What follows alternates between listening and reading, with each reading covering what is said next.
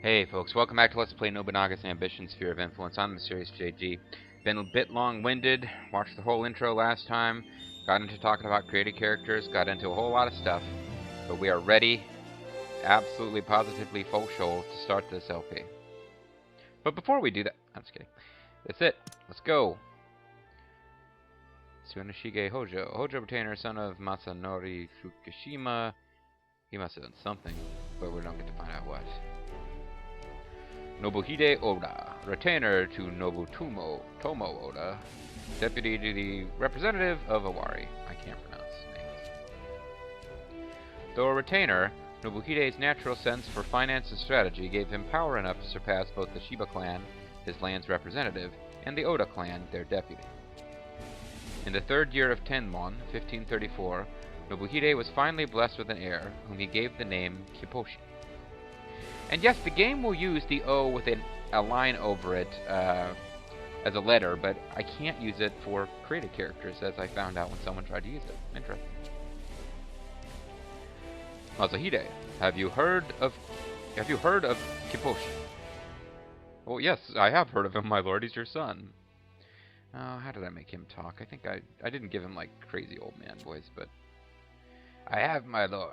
They say he is a child of striking beauty. Finding him a wife should pose not the slightest difficulty, because she won't have a choice in the matter. But he's beautiful too. He seems to be quite the feisty one. Wives aside, I can't imagine finding a good nanny would be easy.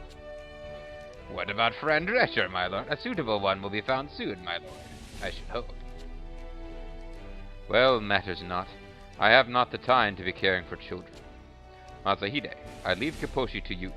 Raise him into a man the Oda will be proud to have their leader. My lord, this role is an honor. I shall do my utmost. See to that. Now we must deal with the Tsushima and the Atsuta. Will we march upon them? No, force of arms won't work.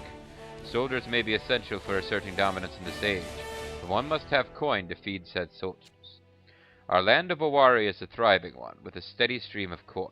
And it's those two who control that stream. We can't destroy them and stop the money coming in. We just join hands with them, walk together. Then I shall persuade them to our side, my lord. I'll handle this myself. I'll convince them as much as it takes to get a nod out of them. War isn't won by soldiers alone. Lord Nobuhide hasn't a moment to rest. He doesn't even have time to look at the face of his newborn child. Yeah, that is kind of fucked up. Then I will have to raise Lord Kipposhi into a mighty warrior with my own hands. Nobuhide Oda, retainer to the deputy of the representative, didn't have much land. This led to his dependence on the wealth of the Atsuta merchants brought from the Tsushima's port. Preservation of their relations required the utmost caution and proved to be a labor as difficult and important as battle. Quest: Working the Tsushima. Start. Working the Tsushima. Nobuhide Oda, servant to the deputy to the Owari's governor, the father of Nobunaga. What this man saw in the chaos of the age was not the power of arms, but of coin. Proceed with the historical quest. Yes. Bring Tsushima tribe support to 80. And bring Atsuta's tribe support to 80. So right off the bat, we're going with the diplomacy quest. Diplomacy is far more important in this game than it is in any of the RTK games I've ever played, because as I mentioned in the last video, especially early on, you are surrounded by enemies. Snake, you are surrounded by bad guys. You're surrounded by forces that are potentially hostile, and anytime you attack, you leave yourself open, not to counterattack necessarily by the force you're attacking, but to a third clan coming in and attacking your base while your army's out. So, like, making sure that you... And this is historically accurate stuff. I mean, there are anecdotal tales, even in the RTK novel, of soldiers marching back to their base after battle to find that their castle's been seized by another force. You know, their princess is in another castle. So it's a big thing. And, yeah, diplomacy is going to be key. The diplomacy that we're doing for this quest is a little different, but we'll get to that in a moment. So it is time to begin this month's council. In the tutorial, we went through the basics here, but just to reiterate quickly, we have civil and military menus. Civil menu develop the town and enact policies. We can build up our fiefs. We can select policies, which you spend a certain amount of gold per turn and you get certain bonuses. And trade, which I don't think we've got the gold right now to really fuss with trade much. I'll show you what it is. What would you like? This dude, you were always able to buy horses and food and to sell food. But at certain times of the month, boy, that sounded suggestive. Periodically, he might actually have treasures for sale. And later in the game, guns will be available for sale. But the buy and sell food staple of most of these kawaii strategy games is there from the beginning. And I think, although I didn't do much with it, I think it works much the same. The more you use it, the more food you buy, the higher the price of food gets. The more food you sell, the lower the price of food gets because you flood the market with food. So, like, using this a lot is going to decrease its effectiveness. But once you get a lot of gold on your hands, your economy's thriving, you probably want to buy as many horses and guns as you can per turn to keep stock. You've also got infrastructure commands. You can build roads, which I need to make myself do this. This is very useful, but sometimes you forget about it while concentrating on other things. You can upgrade your base structures. That's like your castles. You can add facilities to your towns. There's posting. That's moving officers about. There is foreign diplomacy, which we're going to have to work on. Although the foreign diplomacy is for clans. It's not for tribes. So you can send... Basically, you're spending gold every turn to increase relations with another force on the map. You can also try to get an alliance going. This is going to involve trust. Negotiation builds trust. Trust is cashed in at negotiate screen. Sorry. Diplomacy builds trust, and negotiate screen cashes it in. You have gift, where you can give away one of your clan treasures to build trust. You can do coalitions and stuff, and you can send gold to the Imperial Court, which, again, in this game, more useful to really try to get the court on your side than it is in some others. By which I mean RTK. But there will come a point, I would imagine, and I've heard reading about previous Nobunaga's Ambition games, sometimes this is fairly useless. And in fact, once you take the capital and have the emperor under your protection, then you can kind of control the imperial court anyway. It's going to be a while before we're able to do that, though. Although hopefully we'll be getting there. Covert is actually the one where you work strategies on tribes. So appease tribes, basically, you spend a little gold every turn. You can think of it as a stipend to the person who's negotiating with them, or you can think of it as a bribe. But either way, you're spending gold to increase your favor amongst tribes, which are little forces on the map that don't have castles. They just have little bases, and they will ride out. I don't think they'll ever attack you, but when you're engaged in combat, they will ride out and participate. So you have to try to keep on their good side so they'll support you and not your enemy. And they don't always come out. But if you've got a very high level of support from one of the local tribes and you go to war in the territory they're in, they will ride out to support you. And eventually you can absorb them into your force and get their specialties and their forces. Assimilate tribe, that's exactly what it has said. This is also where you mess with people's loyalty. Officers and other forces try to get them to defect to your side or betray their force during battle. And this happened to me a lot during my off-screening in Kyushu. A clan will get one of your officers on their side just enough so that when you march them out in battle, they will refuse to participate in combat. And the example message that I got was that he says he's not able to ride, he's too busy eating dinner, which is a reference to a historical betrayal that happened at Sekigahara, where one of the officers who was supposed to be supporting Mitsunari had been essentially coerced by Tokugawa's forces into siding with them. But rather than openly attacking his former allies, he just refused to come out because the chief officer said he was at dinner and could not be bothered to engage in the most important battle of the age. Retainers, manage your own officers. Investigate, which we'll be doing fairly soon. This is where we get to creating AI-controlled provinces.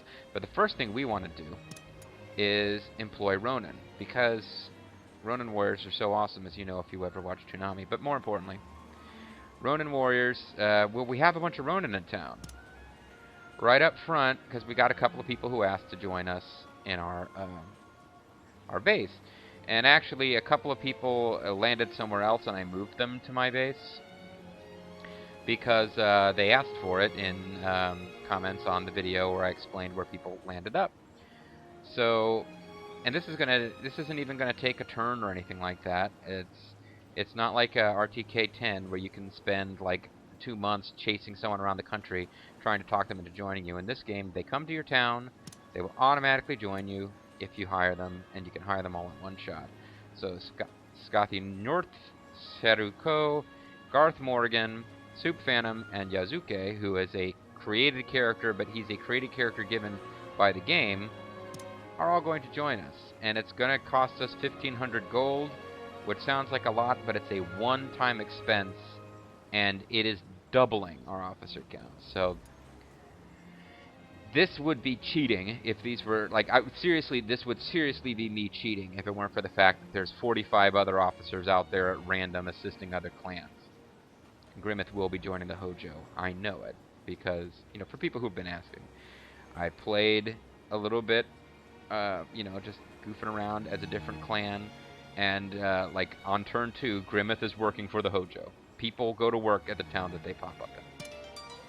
So Scotty North says, "Acknowledge my powers are now yours." She's the only conservative female character. I find that so hilarious. So let's take a quick look at our officer corps before we get moving too much farther. I don't remember what button does what for me here. So in our clan we have Nobuhide, he's the boss man. And we have Hirisada Hayashi, who right off the bat is not that air of distrust oozes from attitude. Should probably avoid causing more discontentment. He's not that loyal. He tried appointing Nobukatsu as the Oda leader, but failed. His actions were later scrutinized, and he was exiled. Basically, this is a guy who's been working for Nobuhide, but historically, later on, he will side against Nobunaga and with Nobunaga's brother. Or maybe that's not who Nobukatsu is. There's so many freaking Odas. But, yeah, this guy is working for us, and we should try to keep him loyal, but his required loyalty's high, and he doesn't got a whole lot of loyalty modifiers going, so he could be a pain in the ass down the road. We have Masahide Hirate, who is incredibly loyal, very low required loyalty, the lowest possible required loyalty. He will never defect under any circumstance. And historically, he's kind of a famous figure, because he was the one who trained Nobunaga, and I won't say too much more about it because it will probably be represented in game. And we've got anybody who has a bio here is a regular character. So our first created character we come across is Soup Phantom. He often objects to orders and appears to be discontent because his required loyalty is 8. So we probably want to find some ways to make him happier, but we don't have a whole lot of ways to do that. You can't just pay your officers more gold. You can give them treasure, but treasure's expensive. And it's not just something you can go out and buy anytime it's convenient for you. You have to have opportunities to acquire treasures. The only thing I know of that helps, there are modifiers based on, like, he's progressive. By the time Nobunaga takes over, there will be a boost because Nobunaga is also progressive. Matter of fact, he's probably getting that now. No, he's not. I don't think I'll get along that well with my new master. It's a negative. I guess that means Nobuhide is not progressive. He's neutral. Okay. Yeah, Nobunaga's progressive, so Soup Phantom will get a boost with him later. We don't have multiple castles, so I can't just multiple castles for multiple castles. I can't just put every character that I'm keen on keeping, give them their own castle to give that a boost, because I don't have enough castles, and I have too many people who are going to be a pain in the ass. Next is Saruko. Sometimes shows blatant hostility. Keeping master-retainer relationship may be difficult. Saruko set a really high required loyalty, and you know what? There may come a point where Saruko is more trouble than he's worth. We'll have to see how it goes, because there's not that many things I can do. Although we got a +2, my liege Nobuhide and I seek to create the same kind of world. He has the same dream as Nobuhide, which helps. And if he sticks around for a while, eventually you get a bonus based on, you know, I'm proud of my record of service. Garth Morgan's here. Looking like an idiot. He's occasionally, his required loyalty is low, so he's not super happy, but we'll get there in time, hopefully. And here is Yazuke. who's +3. I think we get along with my master, so he must have the same dream as Nobuhide. But from Mozambique, he came to Japan with the missionary Valgnano. Nobunaga made him a retainer, considered to have a strength of 10 men. He fought alongside Nobutada at Honnoji. That's true. But yeah, he's like the black guy in the game.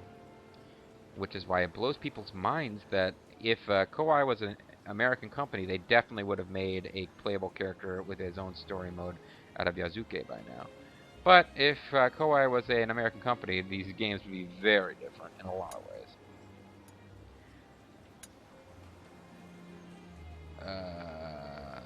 Okay, so I got him briefly confused with this guy, but he's a different guy. Nobusada. He's super, super loyal. He's got the +5 is laudable to wish support the clan after retirement. Honor to be made lord. Proud to be kin of Oda Castle. Or the kin of the Oda clan. Yeah, you get a boost for actually being part of the clan. You get a boost for being a veteran with the clan. So he has like a penalty for one thing and then a bunch of boosts. So he will not be betraying us. And as a matter of fact, it would be wise for us to remove him as lord of the castle, because I think the only thing that does is give a loyalty boost. So we probably should give it to somebody else who needs it more. Skadinjurth has pretty much disqualified herself from being lady of a castle anytime soon by the fact that she's happy without it. But she has no bio because she's a created character. And then we have Nobumitsu. And, oh, he's also lord. I do have more than one castle, so. That's our officer force. So let's take a look at what bases we actually have here. This is our main base, Nagoya Castle. Look at this game. I mean, this is just so beautiful. You don't need these bells and whistles in a game like this, but it sure is nice. It gives it more of a feel of,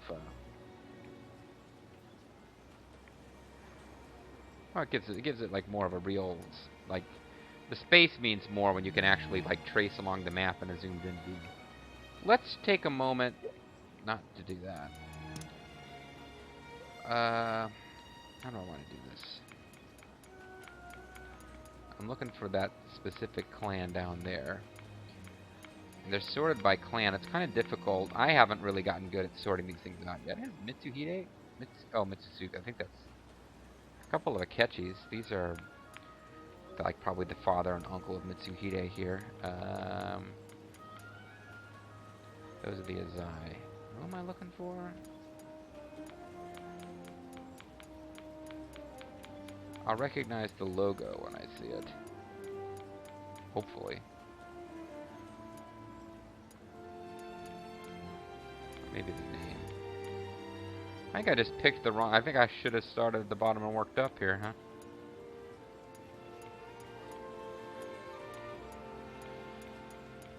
Oh, for crying out loud. Here we go.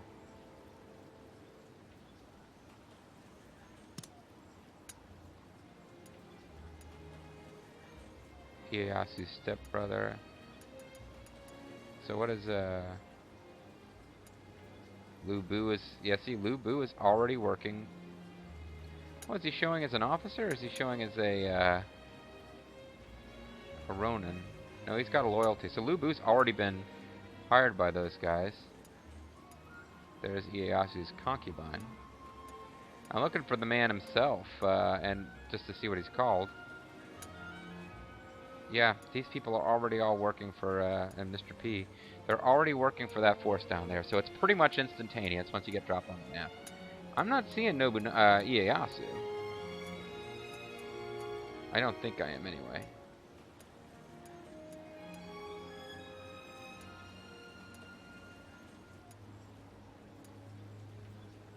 Then again, he was around Nobunaga's age, so he might not be of age yet. I'll be curious when he pops up to see how old, not how old he is, but what name he's given the first time he appears in game.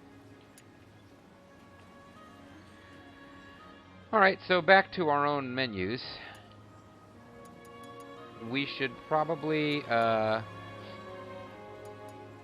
manage some castles and stuff.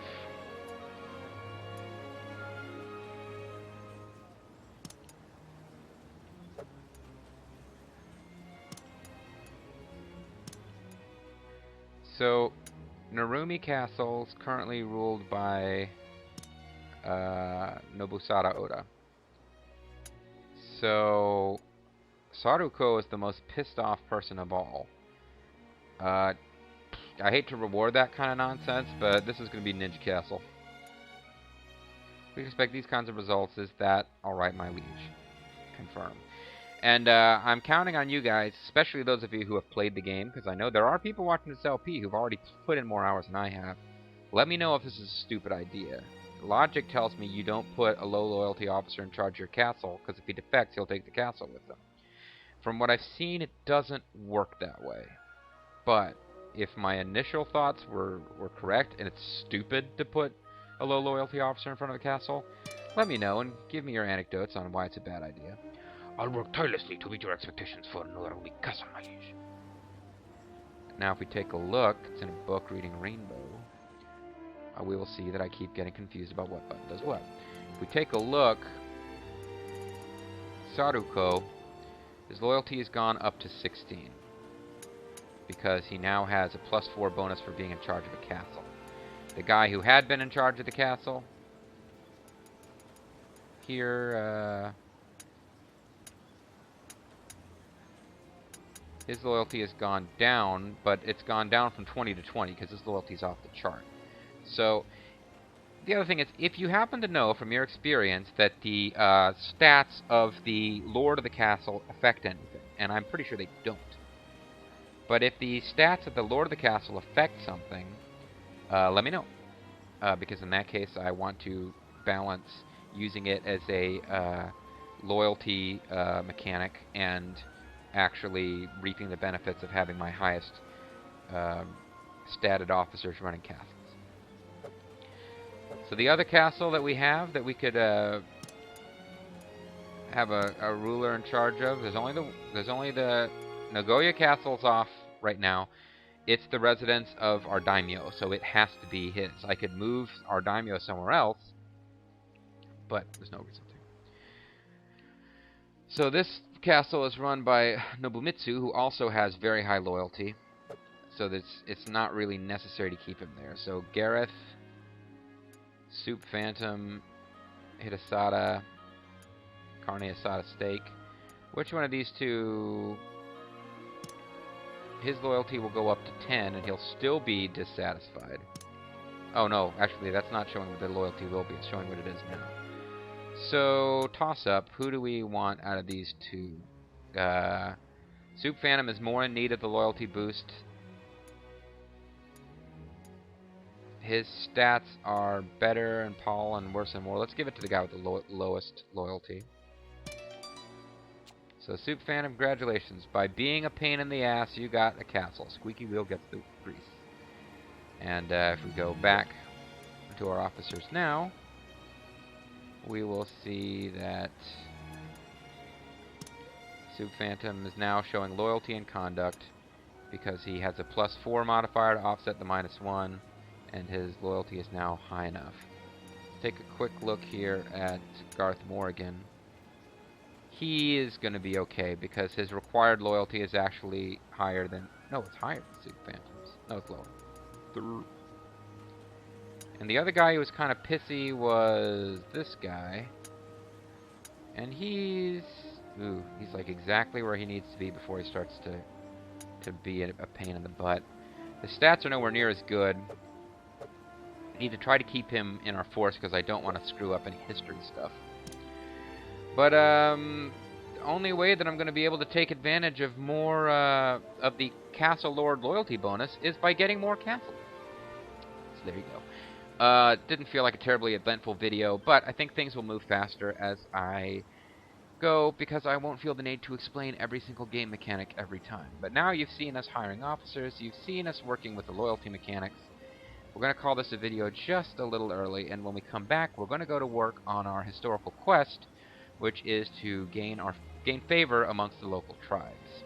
I'm the Mysterious JG. I want to thank you guys for watching, and I hope you'll join me next time for more Nobunaga's Ambition Sphere of Influence. Sayonara.